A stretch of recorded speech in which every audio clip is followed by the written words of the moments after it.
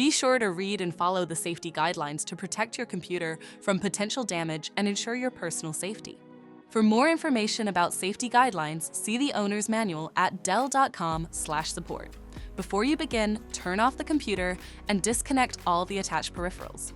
Before proceeding, ensure your computer is in service mode. To enter service mode, press and hold the B key on the keyboard and then press the power button. Now, the computer will boot up and the owner tag information is displayed on the screen. Press any key to proceed. The computer will emit 3 short beeps and shut down, indicating it has entered the service mode. Loosen the captive screws holding the base cover in place. Using a plastic scribe, pry the base cover from the palm rest assembly, starting at the top edge and working your way around to release it from all sides. Now, lift the base cover from the palm rest assembly. If your computer is unable to enter service mode, disconnect the battery cable from the system board.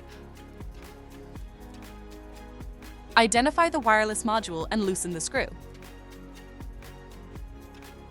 Unlatch and disconnect the cables to remove the module from the system.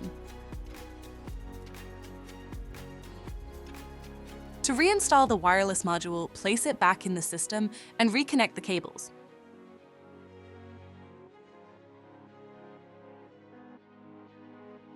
Relatch it and install the screw to secure it. If the battery cable was disconnected earlier, make sure to reconnect it to the system board. Next, align the base cover with the palm rest assembly and gently place it into position. Tighten all required screws to secure the base cover in place.